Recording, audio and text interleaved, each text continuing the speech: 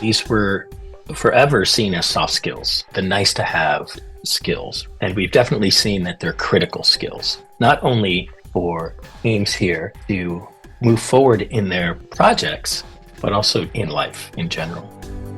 I'm Doreen Lorenzo. And I'm Michael Baker. Welcome to Creativity is the Job of the Future, where we talk to people who are harnessing the power of creativity to overcome major challenges. I'm Paul Propster. I work over here at NASA's Jet Propulsion Laboratory in Pasadena, California. I am the Chief Story Architect of JPL Story Lab, which we like to think of as the lab's first story accelerator.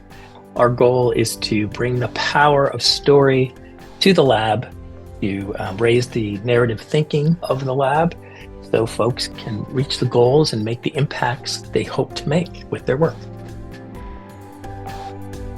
When we decided to finally do this podcast, Michael was like, we got to get Paul, because creativity is not just the art of artifact making. Creativity is really important as a tool to help businesses in life succeed. It's not just something, a nice to have. I go to the art museum and I see art, which is wonderful creativity, but it does a lot more.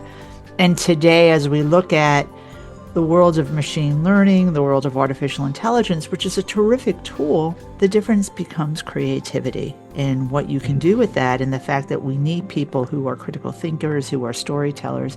Our goal was to set out and find people who are using creativity in unique ways.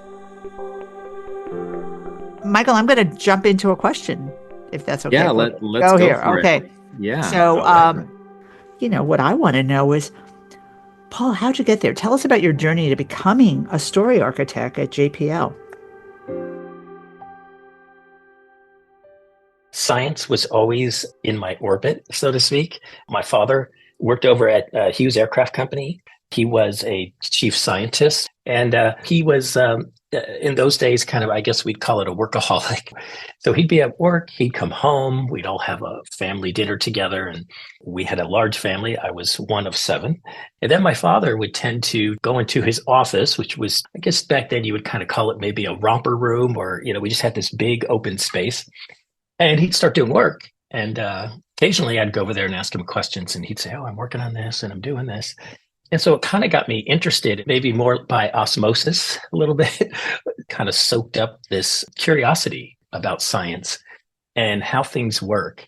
Every little step of our journey is purposeful, and I think is intended to build on the next chapter or the next step. And a lot of that, I think, came from being around science, around engineering. And so I think that's really helped me understand science and continue that curiosity of this intersection of science, engineering, and story. About 10 years ago, it was the early days of LinkedIn. I had gone and put my profile on there, and all of a sudden, they just started doing these push notifications.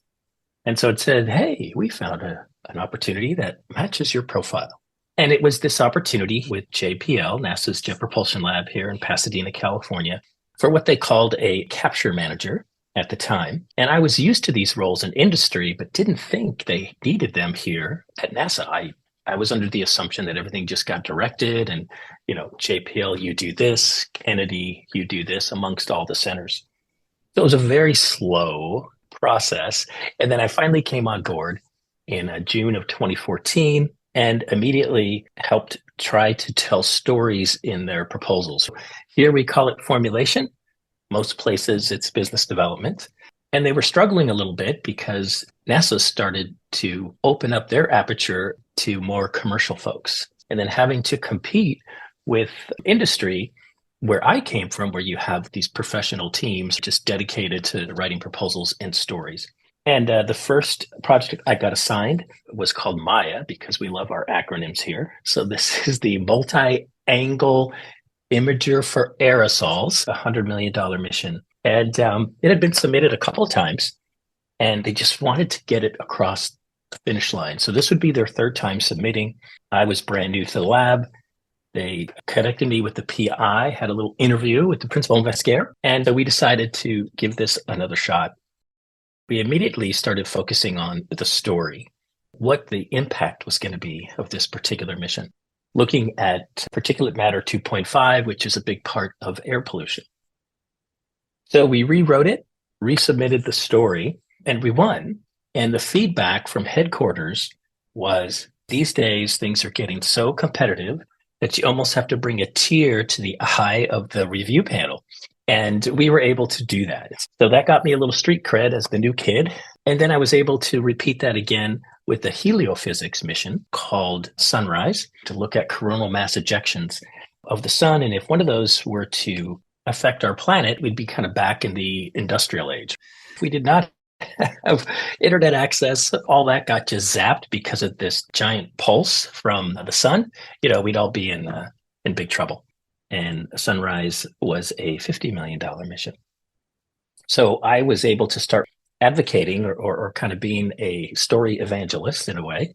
And what was interesting, when I first got hired and they would introduce me to teams, they'd say, hey, here's Paul, he's a storyteller, he's going to come and help you. And his culture was like, I don't know if I need that type of help. I'm a principal investigator. And so even though I had won a couple things, I felt like I needed to change my title a little bit to kind of help speak the language of the culture here. So I understood there were roles on the teams. There was a concept architect, there was a system architect, there was an instrument architect. And so I just kind of grabbed that and I said, well, I'm a story architect. We're going to build your story together. And so that resonated. It was great. And so I really started to be a little more welcomed.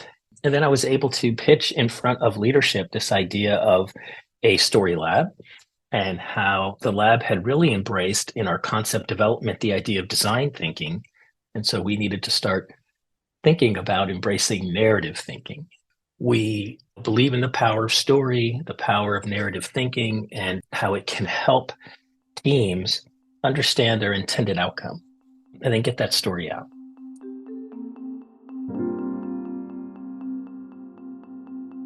You said you initially got into this and it was, I'm using it loosely, but proposal writing.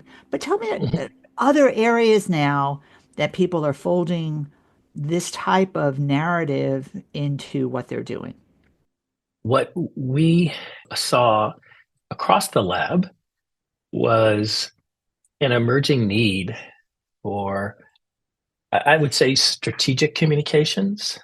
So the approach here for a lot of our teams, they're not entrepreneurs in that business sense. They tend to have maybe a shorter look. Oh, we're going to go to this conference and let's prepare for that. Instead of, hey, what's happening throughout the year that we can, what are those touch points where we can really get in and engage our communities and those stakeholders that could influence, the future of our project. And so we kind of saw those as stuck stories. So they were kind of stuck and we wanted to help them move forward. And we kind of think of it as a gravity well, right? Hey, you're kind of stuck in this gravity well, let's see if we could break you out. And we focus on 6 things: our story architecting circle. Who's your audience?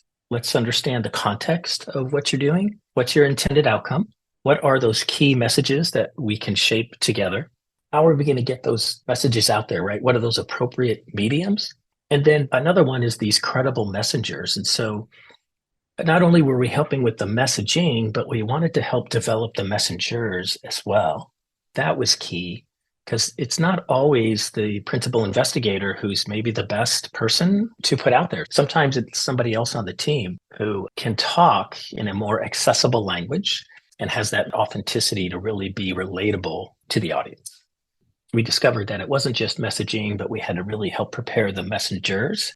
And we discovered there's a theater arts department at Caltech. So also we're a little different. So we're an FFRDC. We're not an official NASA center because we were around prior to NASA. And so we're actually Caltech employees. So we have a lot of deep relationships with Caltech. And so the director of theater and arts over there, we put our heads together and we came up with this 10-week program called Credible Messenger Training. First time we offered it was over COVID. And then we've been offering it ever since to young folks on campus and then also to our teams here on lab. That was another key thing, understanding that the messengers need to be correct and then the best that they can be in order to get some of those key messages out there.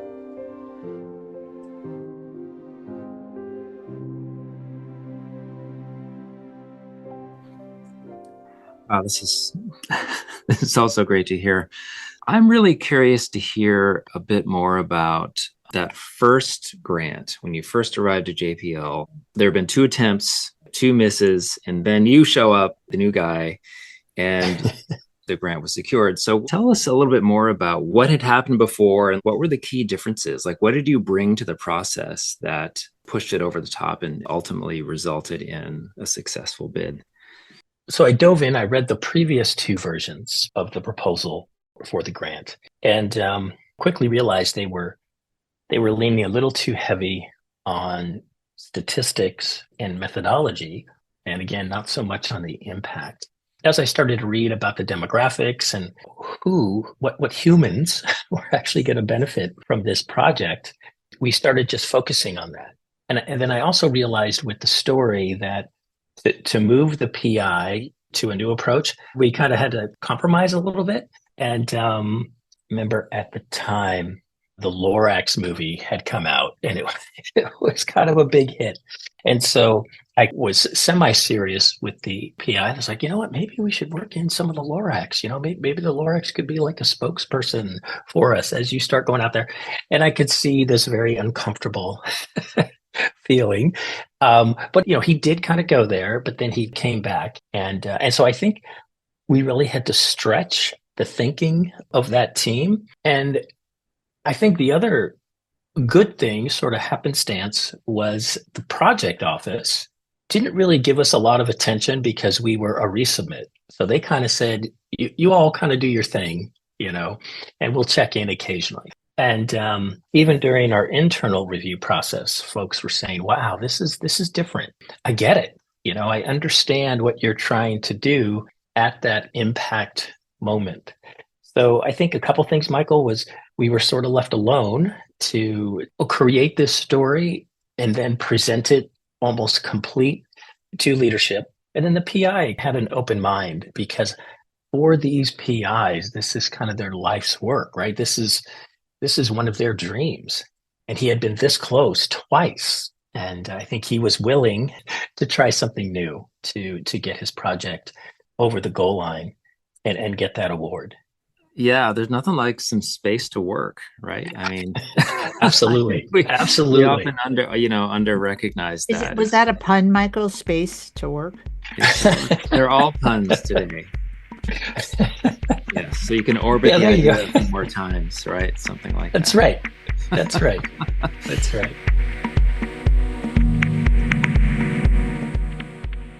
So I serve as a PI here at UT on some projects that are defense related, in fact. And so I have some sense of, at least at a small scale, what the criteria look like. And my sense of that, and my limited window here, is that there's not really space for storytelling in a lot of what is being asked for, right? The criteria tend to be very focused on technology, method, specific results.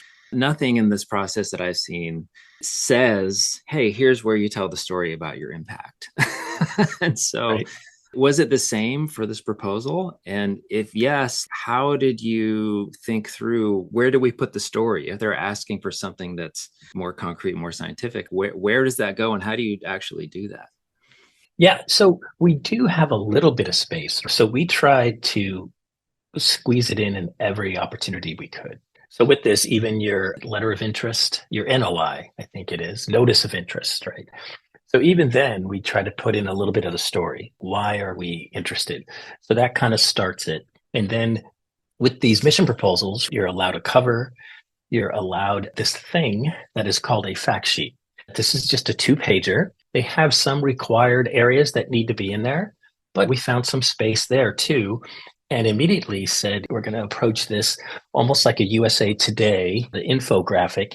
We will put the requirements in there, a high-level schedule, a high-level cost, but we're going to just squeeze it in, captions for visuals. We were helping folks to not just create what some call a horse caption, where it just says, this is a picture of da-da-da-da. We would say, this demonstrates the agility of the instrument, or, however, we tried to squeeze it in everywhere, Michael. And the idea was, from the cover, you start emotional investment. So we're all hardwired for story as humans. Ton of science around this, and neuroscience, and how we learn. We learn through analogy and metaphors. And we started just trying to squeeze that in from the beginning to build that emotional investment.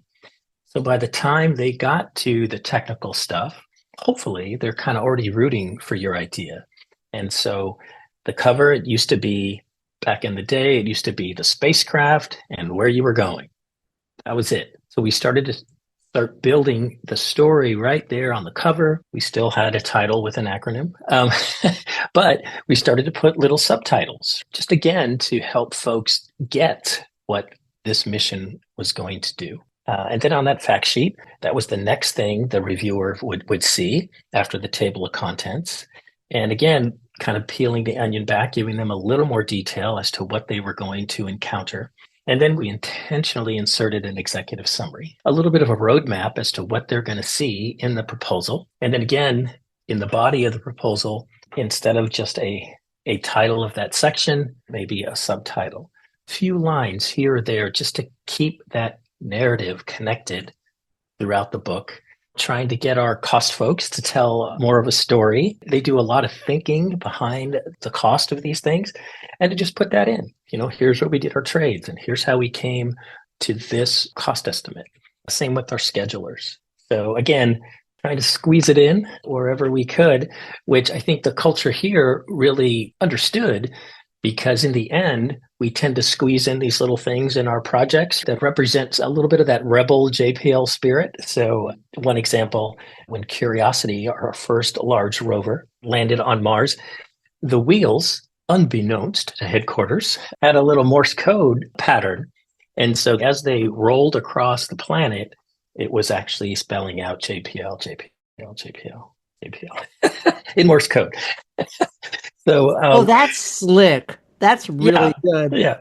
Okay. So, you could take that to the next level, Paul, and sell advertising. It would be amazing. We thought about that, right? Kind of like the NASCARs, just kind of put everybody's logo on there.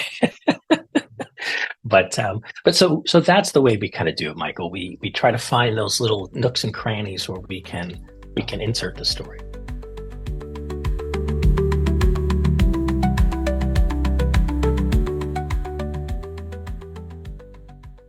Are there still non-believers? I mean, it just sounds like this, are there still non-believers? Are you still facing an uphill battle? And why? That's a tricky one.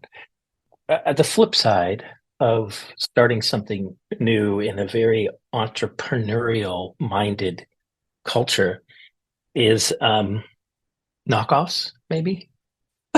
So it's been a little tricky, because I think it's been a good thing. And it's kind of been a little co-opted from, here and there. And in a way, I'm okay with that. I'm like, great, use the thinking, start spreading this around the lab. But we still have some folks who still get the sense that it's a little squishy, and that it's still a nice to have. And even, I would say, more at Caltech, as we try to talk to the provost and the president there, and saying, the students, these are skill sets they're going to need as they leave Caltech. So we kind of positioned it as life after Caltech. And they're not getting this. And a lot of institutions, or at least, are thinking about this. And we really love to get Caltech to embrace it a little more, so we could be offering this not only to postdocs and grad students, but to undergraduates, to get them started early, to plant that seed that these are the skill sets that you need. So it's an interesting dilemma. So fortunately, we've been able to build trust and to show results. We're fortunate also to be here in Southern California and have a lot of the entertainment industry close by. And so we'll ask teams to sit through a audio mood board with a sonic branding company and spend 2 hours of their time thinking about a soundtrack for their mission. And they're kind of like, what? But that thinking differently is not only productive for the team to come together as a team, but also to inspire them a little bit because they're so downward focused and they're like, we just got to meet that next milestone in our concept development process. And to take them out of that and help them think a little differently has been a big help. And so a lot of it is also just connecting the dots, bringing in the right resources at the right time. That was another kind of gap that we saw. Folks were just reaching out in an ad hoc manner, and usually at the end of, hey, we've got 2 weeks. That fact sheet I discussed earlier is nowhere close to being complete. A bunch of creatives would kind of parachute in, do a bunch of stuff, and then parachute out. So that was the other thing, was we wanted those interactions to start earlier, and for folks to just realize that this story really is the guiding light of their concept. And so if you have that core story or that shared story amongst the team, then that can really help you focus on where you're headed. And Tell us about the type of people you bring on your team. Are they typically people with a scientific background? Are they people that come from the narrative? And what skills do you help give them to help make this breakthrough? yeah, our core team is myself. And then before I got here, a young feller at the time, Dan Goods, created what he called the studio. The studio is a little more focused on installations, helping to visualize science and how we do things here. So when we have visitors, we can help share with them how we're trying to share our story outside our four walls. So it's myself who comes more from this strategy and formulation or business development perspective of story. And then we have a visual strategist from our studio.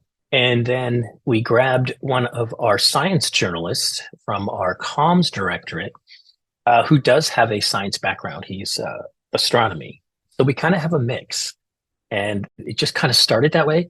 And then we realized, kind of like a band, that we had this chemistry, that because of those three perspectives, we were able to do something that other teams hadn't been able to do in helping folks tell their stories. So we kind of knew we were onto something with that kind of mix.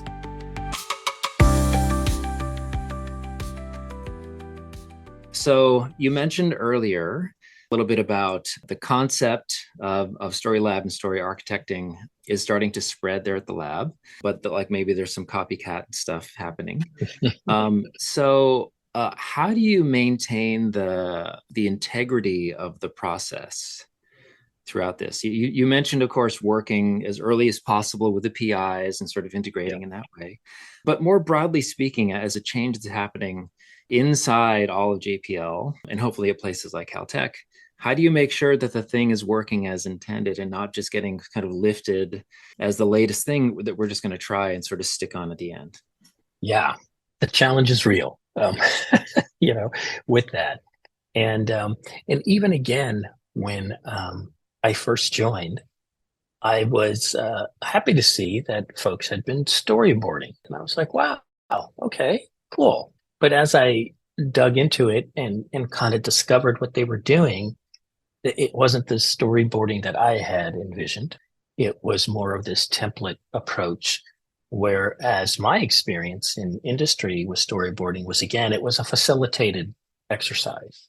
And so I think that's part of it, Michael, is getting the lab to understand that this is a facilitated effort. It's not as easy as it looks. There is a science behind it. And I think that's been a big part of getting some traction here is two things. Like we can talk about the science and being wired for story, and there's plenty of data and plenty of stuff to back that up. And so this culture says, okay, there's some data behind this. I'm halfway there. But then the other half of it is the challenge, let's say, with advertising, where maybe you don't have real hard data on the impact. We have testimonials. We have folks who come in and say, oh my gosh, I just ran into somebody the other day who was in one of our workshops and just walked up to me and put out his hand and said, hey, Paul, I need to thank you. And I was like, for what? And he goes, oh, I was in one of your your workshops recently, and I just got an award for a small RNA proposal. And he goes, and it was definitely because I changed the way I told my story. And so we have some of those stories to share, but it's challenging. And so we try to get creative in the value. And so, for instance, instead of return on investment, it's return on inspiration. That's our ROI.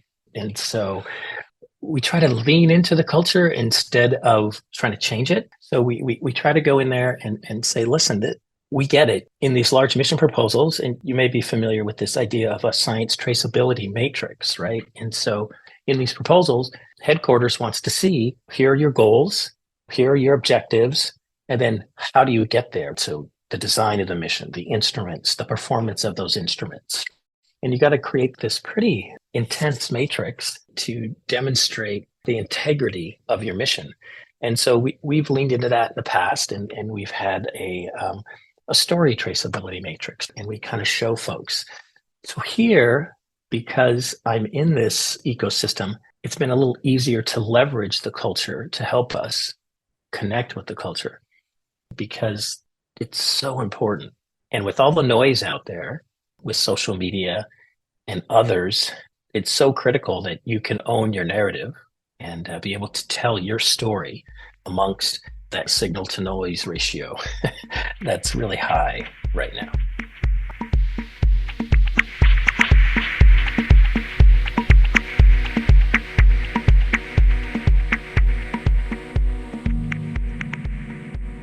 So we talked about social media, and we talk about science, and we're talking about information, and we know there's a lot of disinformation and Yeah. made up scientific stuff. How do we make it credible too? Because I think what you're Yeah. doing is so important, but how do we build in the credibility to know these are facts? I'd love to understand that, because I think people hear narrative and storytelling and they think they're going to get told a story that's not true. Yeah. It's a fairy Yeah. tale. Yeah. Yeah. I think you're hinting at those alternative facts that were floating around there for a while. Yes, I've heard a few in the last year, 2 months, Yeah. last week, Yes. today. Yeah. No, so those are again, that's an excellent question. And I think one of the things that we've championed here is perception management. So are you being seen the way you want to be seen by your community? Because we do want to leverage the data and the truth telling, but in order to do that, that's where that credible messenger part comes in. You can work with the team, have this amazing set of messaging. You've got your whole campaign, laid out for the next, let's say, couple of years, all these touch points that you're going to make with the community, with stakeholders, with possible funding opportunities. But if you're not out there, again, telling that story in a way that is engaging and authentic and, let's say, sticky, it's not going to have that impact that you were hoping to have. And so credibility is a really key word to us. We come from a very credible institution, and also at Caltech as well. But that's just not enough anymore. Like, you can't just say this is, NASA approved data. You really have to tell that engaging story, as our friends at Pixar would say, that is gettable by your audience. And, we've come up against, the whole, you want to dumb down my stuff, you want to do this. And we say, no, we just want to make it more accessible. We want folks to understand what you understand. You know what this is going to do. You've been on that journey. The other thing we talk about is the what if and the what could be. And these PIs, life's work for the most part, they've lived in that kind of what is. I know the challenge. I know what I could do to make it better. And I know what could be, and they want to jump across that chasm. But what we need to know is what's in between there. So you had this challenge, this what is, very, very frustrated by this. And I know what could be. So just come with me. You build it, they will come, kind of thing. And we're like, no. They need to know that journey of what you went through to really get this idea of the what could be out there. So that's a lot of our extraction process is understanding what's in between the what is and the what could be. Tapping into that human story that's behind it all. Paul, we started this off and we talked about why we think creativity is an important skill. Clearly, you work in it, but I'd love to hear it in your own words, why you think creativity is so important as we move into the future, and particularly the future of work. We have these big challenges. So this may sound a little bit of heresy, but it's no longer the hero's journey. It really is a kindred quest. And I think we started understanding that perspective over COVID, where we were all in this together, whether we chose to or not. We were all kind of in that story together. And so I think in order to meet tomorrow's challenges, it's going to take creative problem solving. And that is going to come from a crowdsourced approach. It's no longer that Silicon Valley model where, there's only certain people who can solve these challenges. They're bigger than that. Creativity is key to that in helping folks understand their superpower of creativity, that we all have it. It's not relegated to a certain type of person, I guess, or personality, that we can all bring that to the table and understand that we all have that agency, kind of to step into that power, step into your agency of creativity.